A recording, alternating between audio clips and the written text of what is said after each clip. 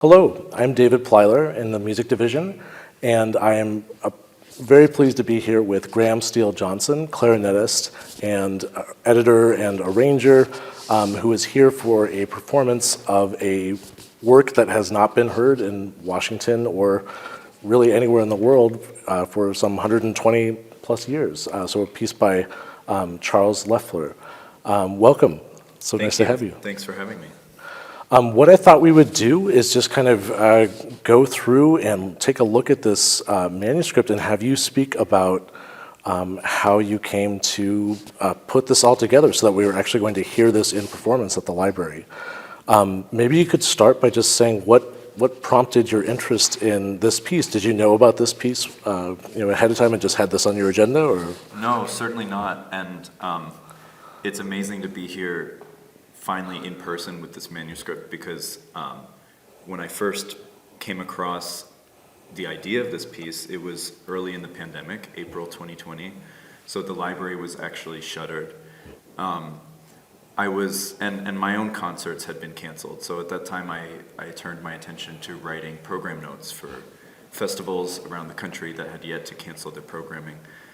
And one of my assignments was the Two Rhapsodies, also by Charles Martin Loeffler, probably his best known work today. So I started doing some background reading on him, and in a list of his works, I saw a mention, just a listing of an octet for two clarinets, harp, string quartet, and bass. And it caught my eye, first of all, as a clarinetist myself, but also because its instrumentation was almost identical to an octet arrangement I had written of Debussy's Prelude to the Afternoon of a Faun. My arrangement is for flute, clarinet, harp, string quartet, and bass, so the only difference being flute and clarinet instead of two clarinets here. So I was curious to hear it. I thought it could be a nice companion piece to my arrangement, and I looked for a recording, couldn't find anything, looked for sheet music, couldn't find anything, and ultimately tracked down the manuscript in the Library of Congress archives. However, as I said, the library was closed, so I couldn't get in to see it. Even employees were not allowed in at this point. So I was kind of sitting on this for many months, not knowing anything about the piece, just that it exists. And finally, in January 2021, the Library of Congress allowed employees back in, so someone was able to scan it for me. And then this 75-page manuscript arrived in my inbox. Wow. And one of the interesting things for people to know is that this is actually not a common occurrence, that we actually have the manuscript score as well as manuscript parts that were presumably used in a first performance, because this was performed in Loeffler's lifetime, wasn't it? Twice, actually. Twice. Yes, once in 1897 at Association Hall in Boston by the Kneisel Quartet and other members of the Boston Symphony. That was February 15th, 1897. Then it was performed again the next month at a private concert at the home of Isabella Stewart Gardner, also in Boston. Right. But other than those two performances, you're unaware of any other performances until you have started performing it now. Right. It was never published, never recorded, and as far as we know, not performed in 127 years. Wow. We have this in front of us, and so we have that as a kind of a benefit here. But what I see is a large score and a whole lot of parts and a lot of information that may be at odds with each other. So I'm wondering what was your plan for kind of diving into this and starting to make decisions about how to make a performing edition of this piece? I wish I could say I had a plan from the beginning. It was kind of, it was just a process of discovery. I call it musical archaeology. So I just started at measure one and note by note kind of sifting through it all, and along the way I would kind of encounter these stumbling blocks where Loeffler had made copious revisions to the score, or in cross-referencing the score and the parts, there would be disagreements, and I would have to sort of reckon with that and figure out what to do. And as I went along, I learned more about Loeffler through my research, and also just kind of about his process by getting into the weeds. There are many cases where it feels like you can see him thinking about a passage and grappling with it and experimenting. Well, I mean, maybe we can just dive into it and take a look at a few of those. Sure. I mean, just looking at the opening page, we actually have one of the few places in the manuscript where we have an attempt that was made that is clearly predating another attempt that's kind of next to each other. And we can see these, and maybe I think we should listen to this and just hear what that sounds like.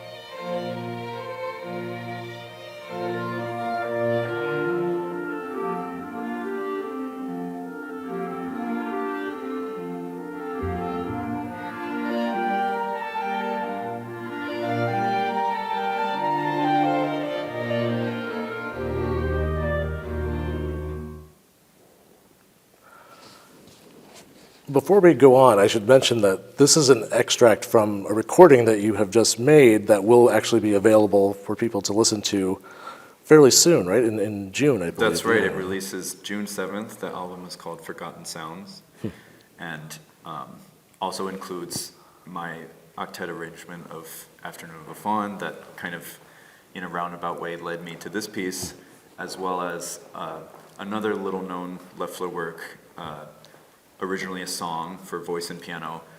On the recording, we do it on clarinet and harp, and it's called Timbre oublié, which translates to Forgotten Sounds. I guess you probably wouldn't have welcomed my suggestion, which would be something like Forgetfler or something. But yeah, I like your title much better, and that's fantastic. And that so people will actually be able to hear this, and you've given me a sneak peek to this excellent recording. And so I really appreciate that as well. What we listened to just a moment ago is, there are two pieces of music on the screen.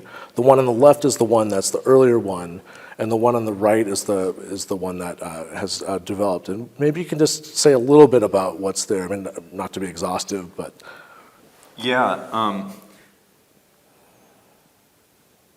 Obviously, there's a resemblance. He didn't, completely scrap the original plan, but if you look closely, there are a lot of subtle changes to this material. First of all, like if you follow the cello line, in the original edition, there's much more of a melodic contour kind of going up and coming down.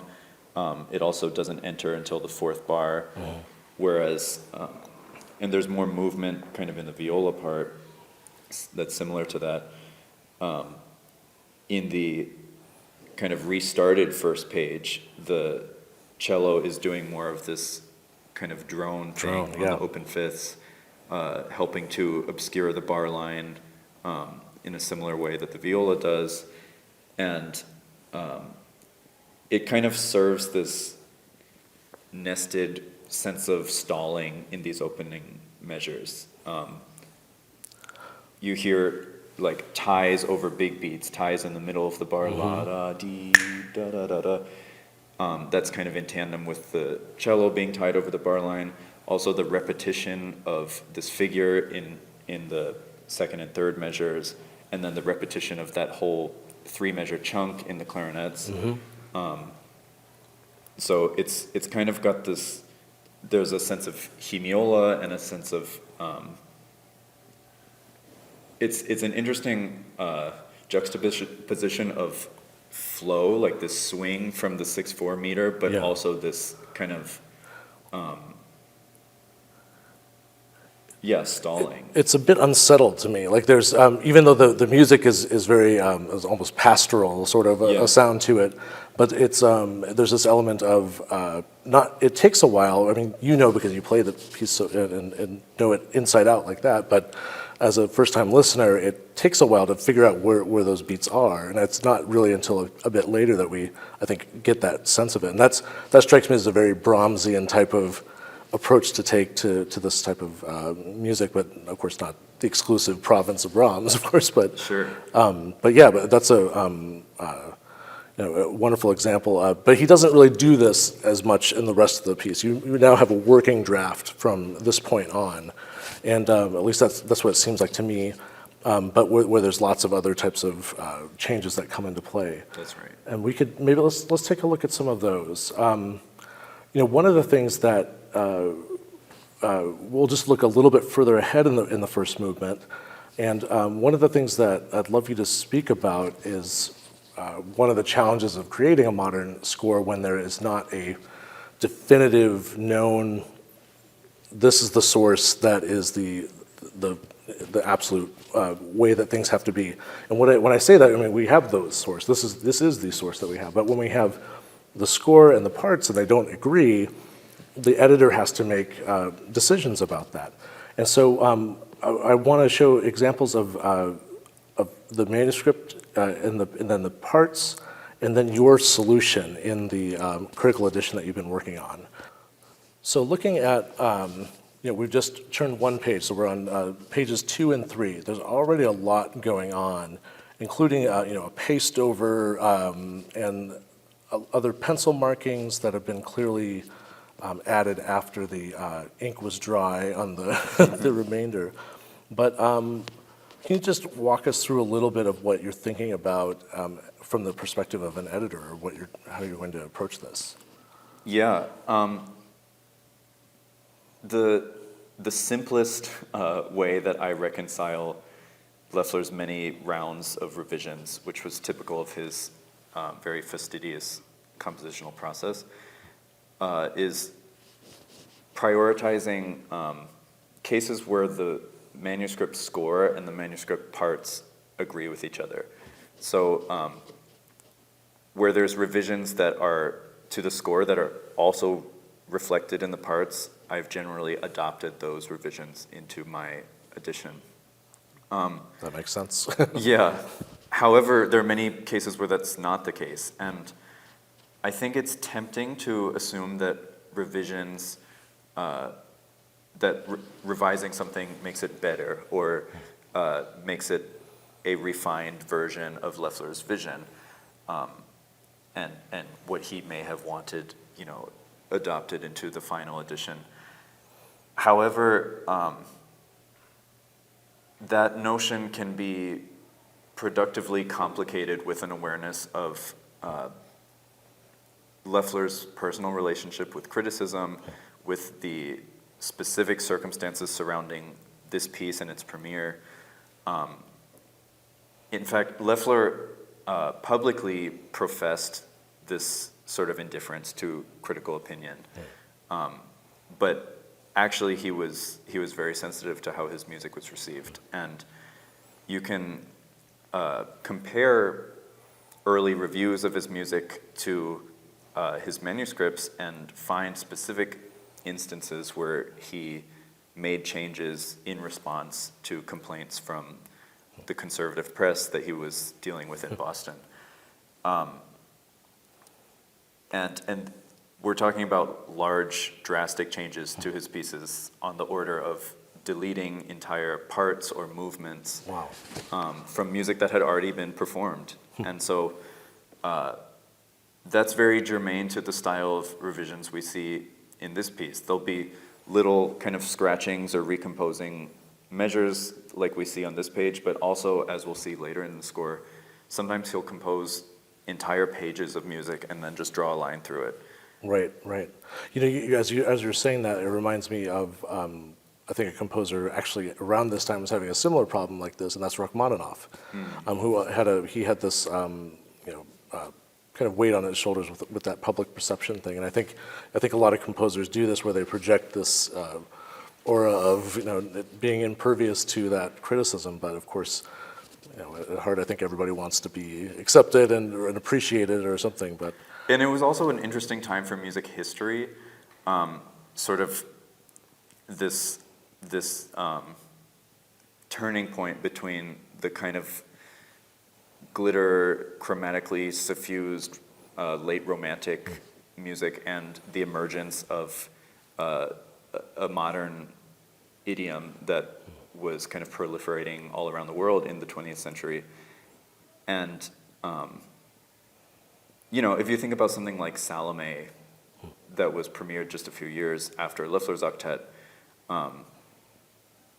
that would be no truer to Strauss's vision had a more accommodating Strauss kind of neutered its more grating harmonies to appease the press. And similarly, also around this time, Schoenberg had his Society for Private Musical Performance, which he built as kind of a sanctuary for new music, and in that vein, forbid critics from attending and would insist on the repetition of new pieces, sometimes up to 5 or 6 times on a single program, giving people a chance to actually make sense of something that they're hearing for the first time.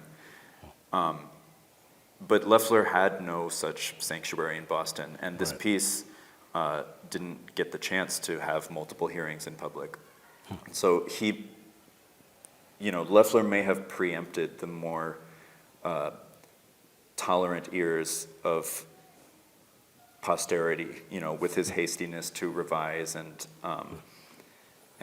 unwillingness to publish. But my feeling is,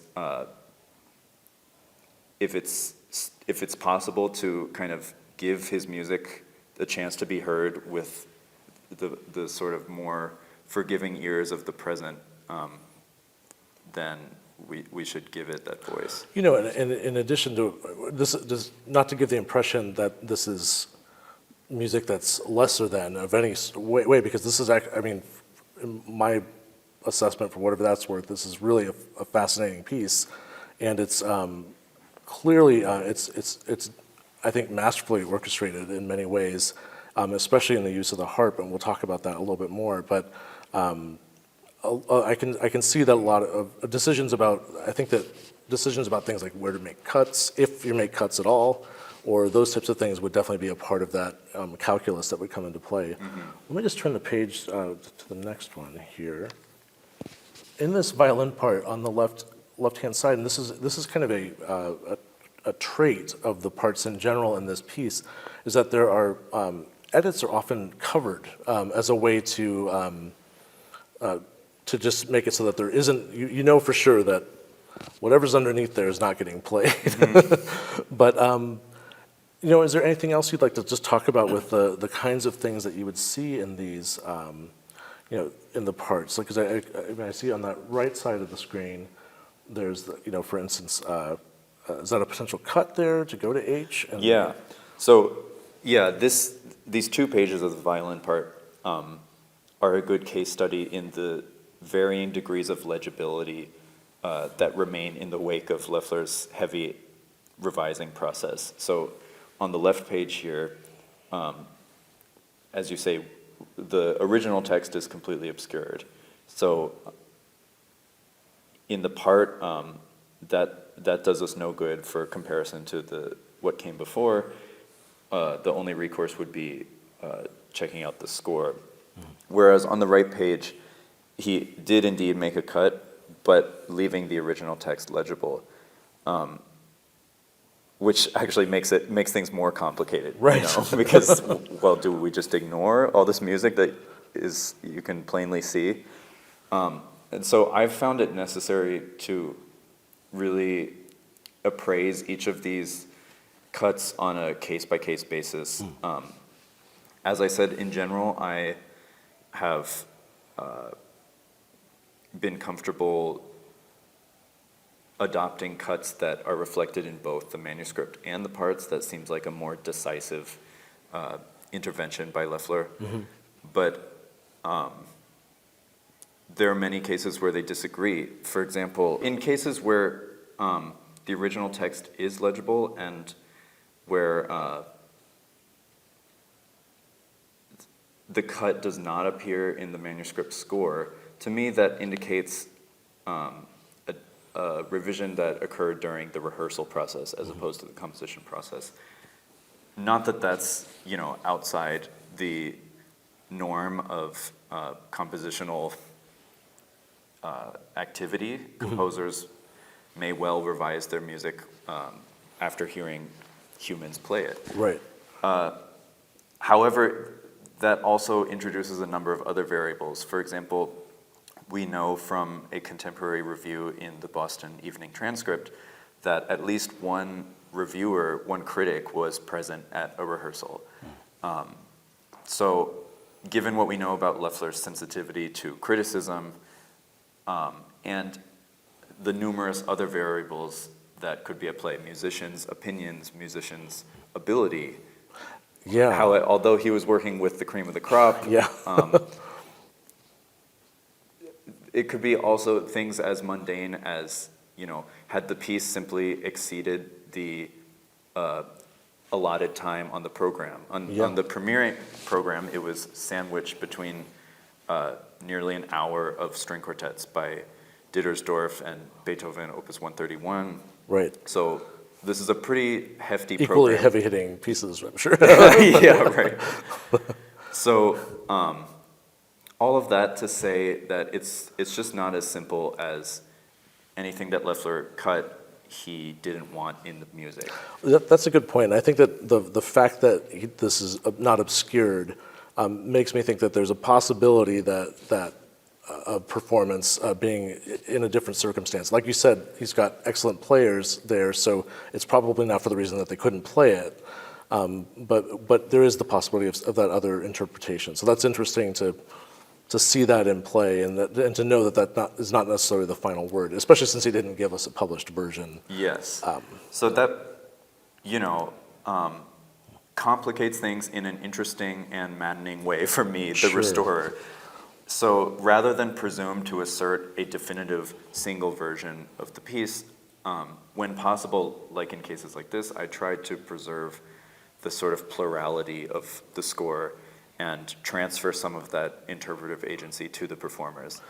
The way I did that was using OSIA measures to kind of model multiple simultaneous versions of a single passage in cases where Loeffler had made revisions but left the original text legible.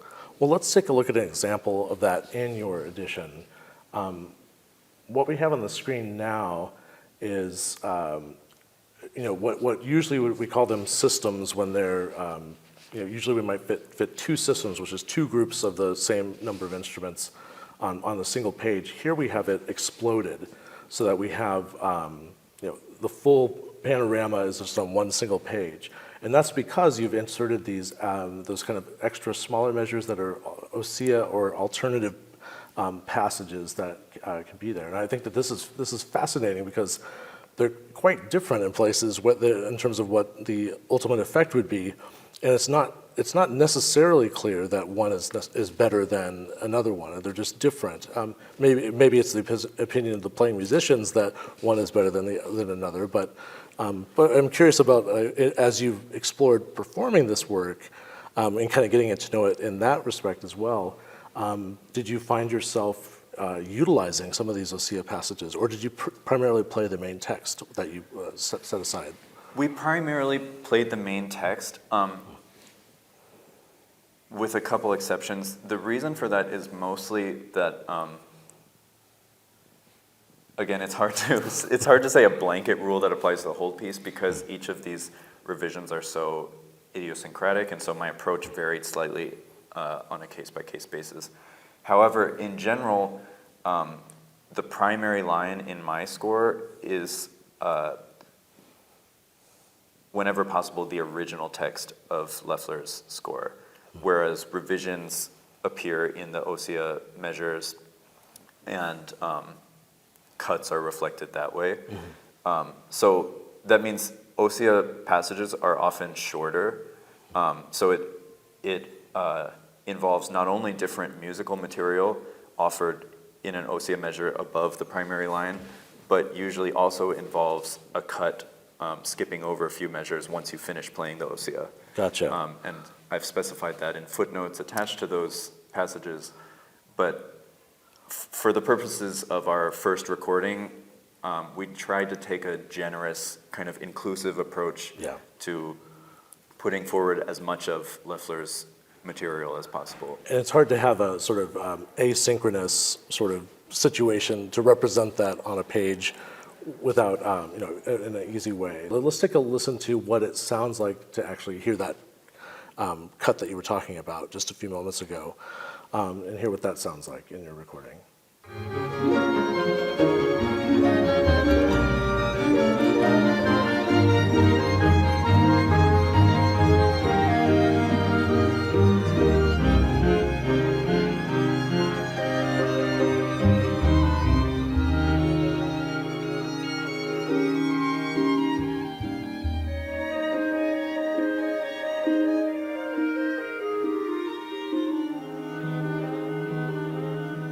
So clearly things still fit together.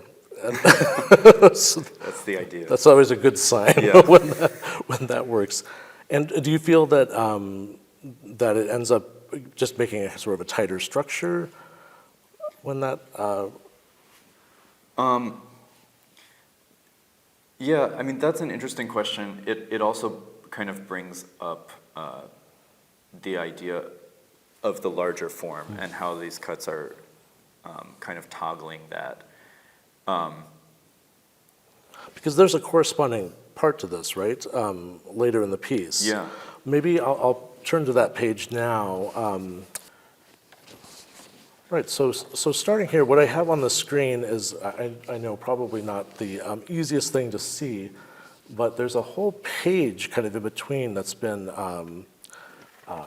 bypassed with a particular cut, if that particular cut is taken. And so I made that a smaller size, so it's like a little, it's just didn't quite make, well, it didn't make the cut, literally. But yeah, so maybe you can speak about this. You're having to, you can't just have these all be local decisions. They have to be kind of made within a larger context, so. Yeah, well, thankfully, just a couple pages before this, Loeffler made a shorter cut. This is, about a 9-measure cut. Also in the recapitulation, compared to the corresponding passage in the exposition is about 20 measures, which also received a cut, but the even from the beginning, their relationship was different. So that kind of, and with the cut, I think this became 9 measures shorter. The other one ended up at a 12-measure passage. So that sort of formal unbalancing by the composer, both pre and post revision, Right. kind of relieved me of some pressure for the recapitulation to exactly correspond to the exposition. And, that's also totally authorized by the time period. Yeah, By 1897, I don't think there was any kind of delusions that sonata form was a binding contract Right. between exposition and recapitulation. And indeed, composers as early as Haydn and Mozart would mess with the recap for dramatic effect, or Sure. would kind of lighten the form by omitting music that was heard earlier on. So, yeah, the sort of different proportions of the form, I think, can be mobilized for expressive effect by the composer. And at this place where we're talking about, which is a much larger chunk of music, this corresponds to a passage in the exposition around rehearsal H that Loeffler spent a lot of time reworking. So if I can just take you back to that Yeah, sure. for a second. Here we are around rehearsal H. you can see in the manuscript score, there's actually 2 rehearsal H's. Right. One here, and then another here. And on your screen, that's the left and right side. You'll see the H on each side. And in the approach to this passage, you can see a lot going on. First, if we back up to shortly after, or to right at rehearsal G, there's a little paste over for 4 measures. That is reflected in both the score and the parts, and it's a paste over in both, so we can't see what he originally wrote there, but that's just an edit to, looks like, a couple of the parts. Right. So that's okay, simple enough. Then what follows, actually, in the parts, here's a good example of a disagreement between part and score. This is this violin cut we were looking at before. Mm-hmm. He removed 1, 2, 3, 4, 5, 6, 7, 8 measures, kind of in the middle of rehearsals G and H. Mm-hmm. However, you don't see that in the score. These measures don't appear to be marked for deletion. They have some edits along the way, some little kind of finer details within the parts, but Right. very much appear to be intended for performance. Mm-hmm. Then, following this section, following the first place he marked rehearsal H, there's another section which in the parts was covered up with another paste over. Hmm. So this is like definitely stricken from the parts, but still legible in the manuscript score. However, it received a lot of changes, and most significantly, he did this kind of comprehensive rewriting of all the parts surrounding this little 6-measure extension after the first H, where you can see he's kind of redirecting parts. The clarinet line goes up now instead of down. And what's happening here is basically he's fixing the voice leading to kind of dodge. So where's it going to? It's now, it goes to the new H. Gotcha. Which, and then here, this is hard to read, but he took this up an octave. So basically he had to fix some of the voice leading around this little 6-measure phrase extension, which was ultimately removed from the parts. And you can see him kind of working that out in the score, even though he hadn't struck through it. Right, and then another clue to this is that that's done in pencil after that. So it feels to be a later emendation and not something that's been overwritten by the ink. Exactly. So generally, the ink is Loeffler's first round of kind of foundational composing. Then the graphite pencil is a second pass, and the blue pencil is generally his latest round of revisions, and that applies to the parts as well. So this section is complicated because you can see there's multiple rounds of revision going on, and there's some things that are in accord between the score and parts, and there's others where there's disagreements. Right. So first things first, the paste over at G. Since we have no choice but to go with that, I went with that. Then the measures that follow between G and H, because they are not marked for deletion in the score, and receive this more, a less concerted edit in the parts. Less vigorous. Yeah, exactly, just a single line. That's something that, as we say, could have come about for any reason in rehearsals. Yeah. And since in the score it seems, like it's good to go, my instinct was to include that in the primary line in my edition. Gotcha. Then the 6 measures between the 2 different versions of H, given what I said about him kind of making this concerted effort across the parts to kind of navigate this deletion, that seemed like a pretty strong mandate. And then given the paste over that carries that out in the parts, to actually abide by Loeffler's revision. And excise those measures. Exactly. So that's what I did. Great. If we turn to the corresponding section, the counterpart of rehearsal H in the recapitulation is this deleted section leading into rehearsal X. So the 6 measures before X correspond to the 6 measures that he kind of navigated that workaround in the exposition. But since here we have just a larger cut without these kind of internal revisions within the cut, this is that, whole page cut. This was an interesting case because the way I addressed the exposition cut involved kind of multiple concurrent cuts and including some and leaving out others, right? But in the recapitulation, since this is all one fell swoop,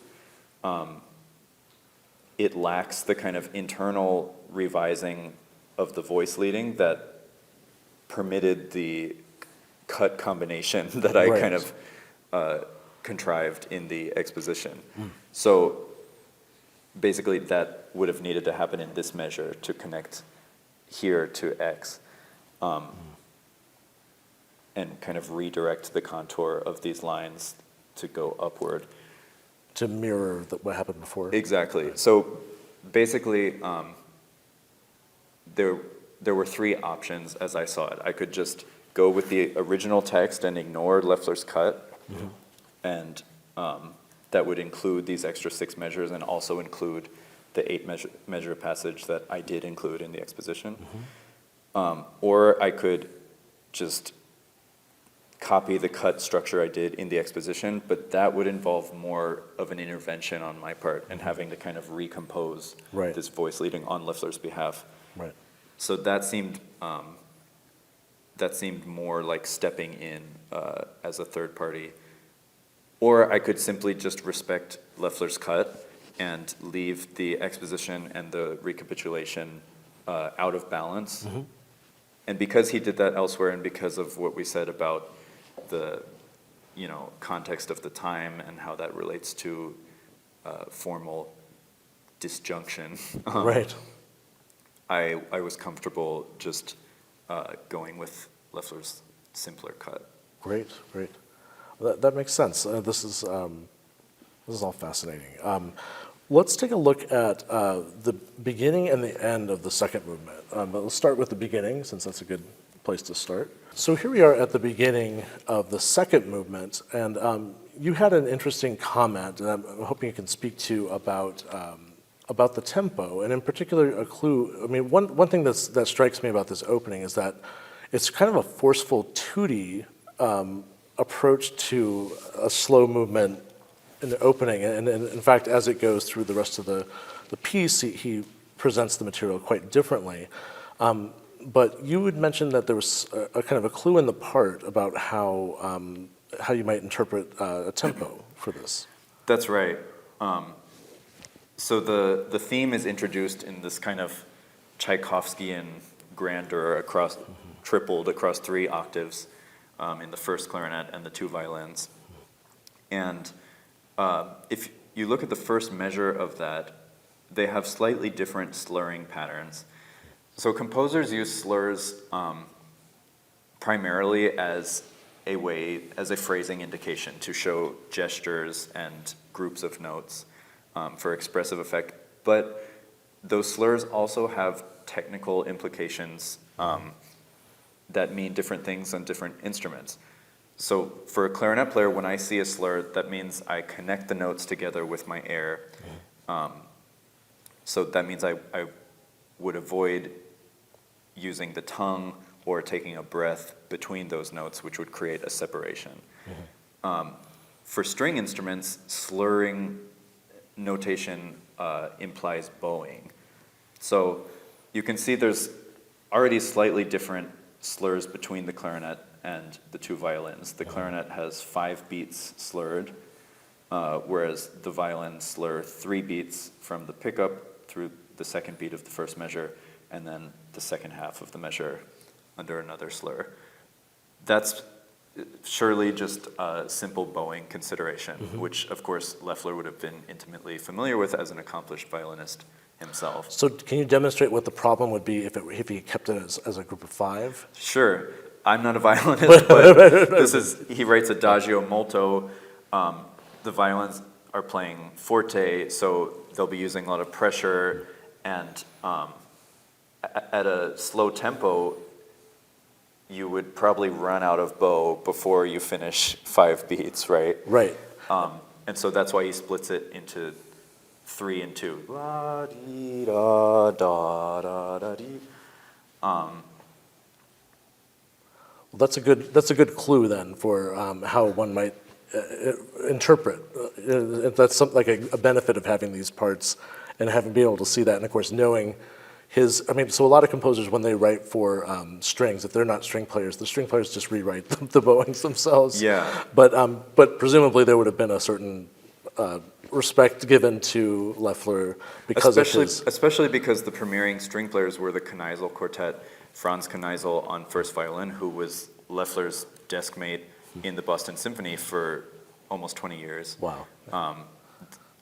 Kneisel was concertmaster, Loeffler was assistant concertmaster, and Loeffler worked closely with the Kneisel Quartet throughout his career. I think they premiered 5 of his works, including the present octet. But so if we compare this passage to the first violin part, there's an interesting discrepancy because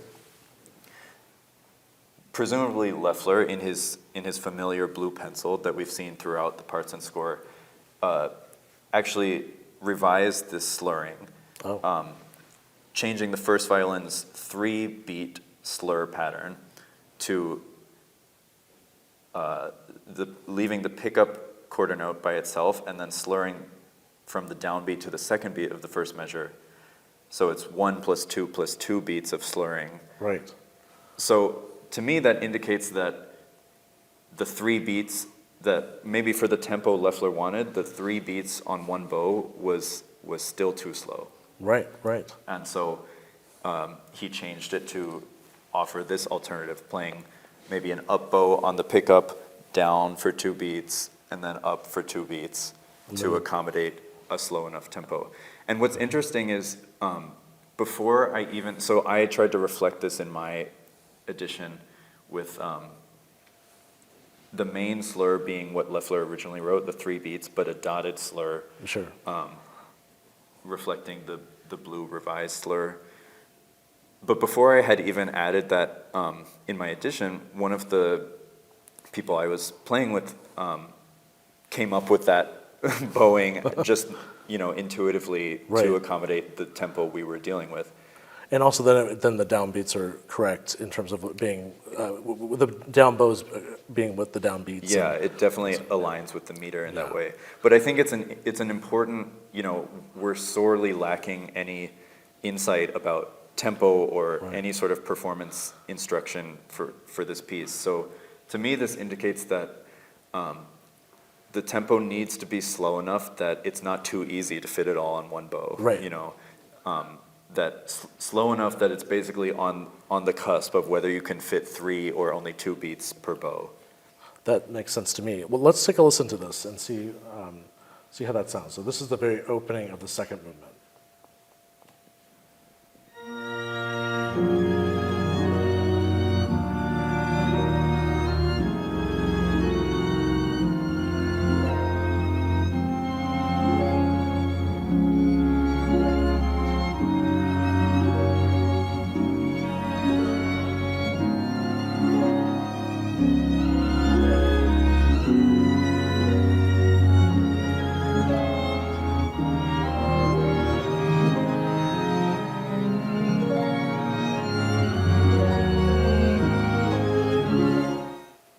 Let's jump ahead to the end of this movement and take a look at some other considerations that you had to take into account there.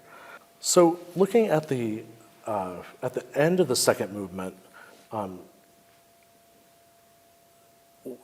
tell me more about what you had to grapple with, because there's 2 different versions that are reflected in the parts versus the score. Maybe you can say how you dealt with that. Sure. Well, if you look at the manuscript score, you can see the original ink, the last kind of echo of the theme that we just heard at the movement's opening is heard in the harp, kind of the skeleton of the theme outlined in these harmonic quarter notes before the movement ends.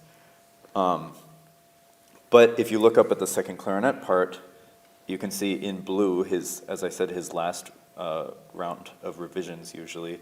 He ended up doubling that in the second clarinet line. Also, it's an interesting glimpse into Loeffler's treatment of the two clarinets, that it's not always the first clarinet playing the solo line. He really kind of treats them as independent voices, not one subordinate to the other. Right. So now there's this beautiful clarinet solo in tandem with the, or sort of punctuated, colored by the harp harmonics at the end of this movement. And he must have been pretty comfortable with that, because if you look at the second clarinet part, already the first round of ink in the manuscript part reflects that solo. There is a subtle little difference where in the fifth measure of the solo, right before the kind of final gleaming D flat major resolution, the second clarinet in the manuscript score has a dotted 8th 16th note written in his blue pencil. In the part, that ended up as 2 8th notes, with no sign of any revisions. So that could have been a copying error, it could have been a change of heart, who's to say? In my edition, I was pretty comfortable just adopting the dotted 8th figure. Number one, that more closely resembles the rhythmic profile of the theme, which has a dotted figure. It also just gives a little bit more import to that final resolution. So these are the types of little kind of details I was having to. No, that's wonderful. Well, let's take a listen to how that turned out.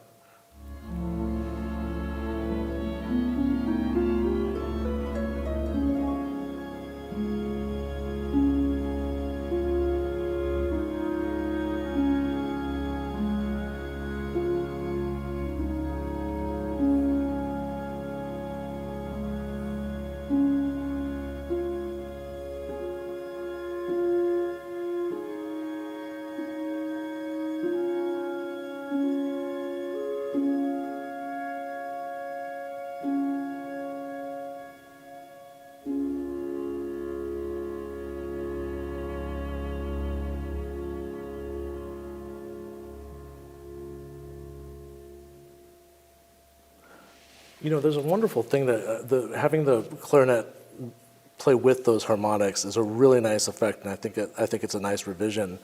But it's also, you know, so with the harp harmonics, you hear them an octave higher, and it's kind of a very nice effect that's done there. But he uses this in interesting ways elsewhere.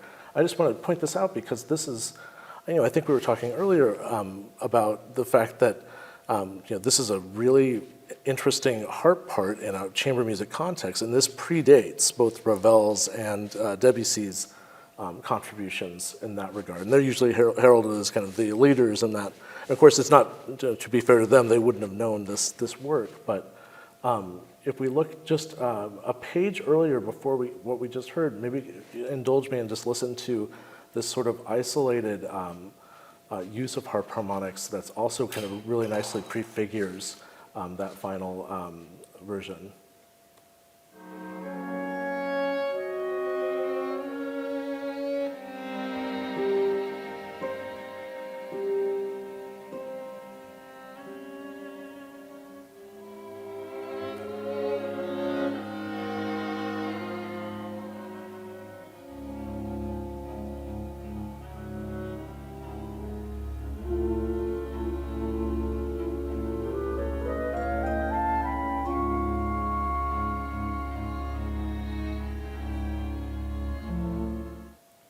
That's one of my favorite parts. It's so nice, And yeah. the whole tone scales at Yeah. the end in this otherwise so firmly and sustained D flat major is so interesting. Yeah, no, absolutely, and it's so careful. The orchestration is so carefully done because harmonics are harder to hear. So it's isolated in just the right way so that we can hear them. Yeah, good point. Yeah, no, it's just wonderful. You know, we're just kind of, we have so much to talk about, and there's so much to continue talking about. But I think we should let's talk a bit more about the harp and look at the, what happens in the third movement, if that's all right. Yeah. Well, I mean, first of all, we've been talking about orchestration. Maybe we can quickly look at some examples of how Loeffler and your edition of it deals with kind of treating similar material with different sounds. If we can just listen to a few examples. I forgot about that. As an aside, I have to include this. This is an example of a paste-over rest that gets put into, when you're running out of space. As a way to manage that. Here's the beginning of that third movement. Here's what this sounds like. It's this extremely unique kind of ambiance here.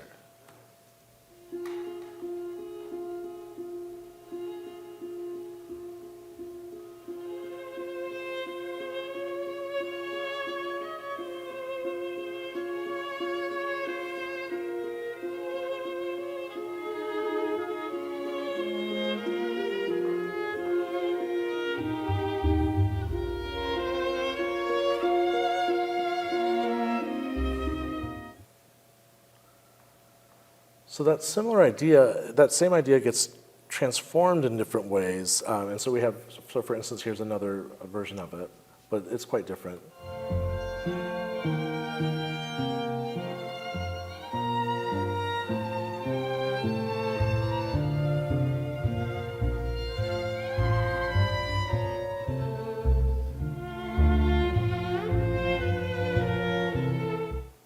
One last one I just want to show, just to be able to hear how those work together, is that a part a bit later in the piece.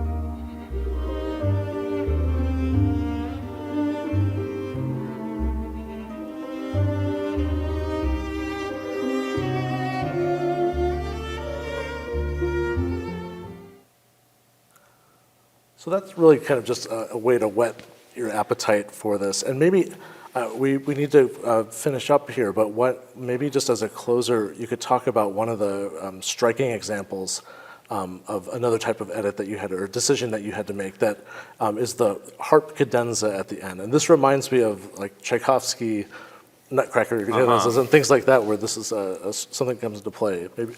Yeah.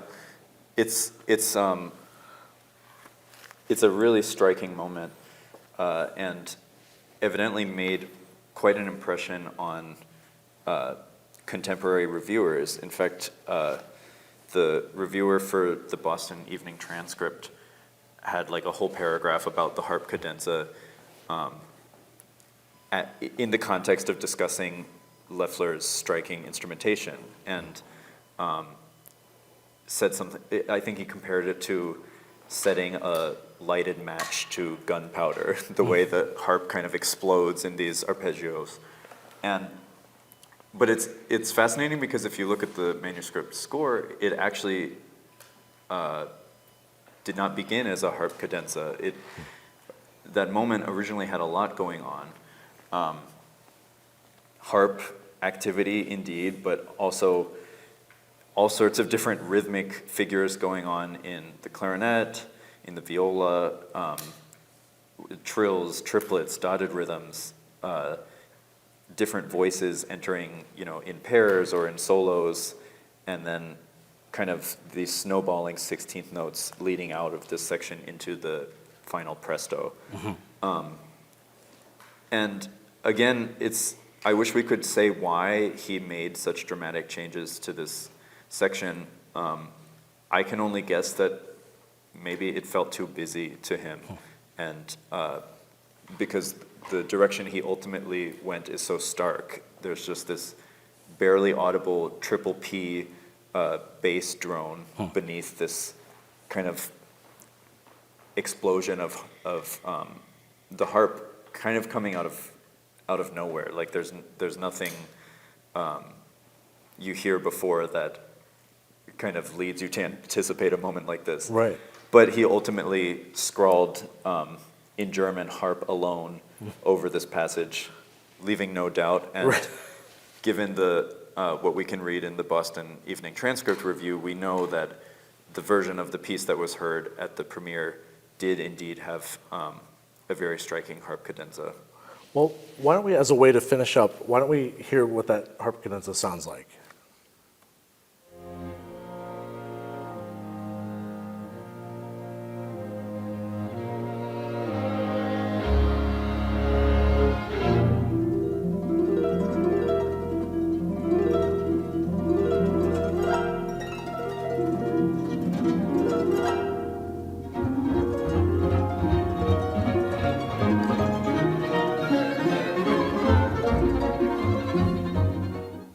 Wow, so it takes off from there to the end. It's it like a, doesn't stop. right. Well, thank you so much, Graham, for speaking with me and telling me about your process that you went through in taking a library collection item that hasn't seen much action in a century and giving it some life. I'm very excited to hear this live and also to be able to access it on your recording as well. So thank you for joining me. Thank you.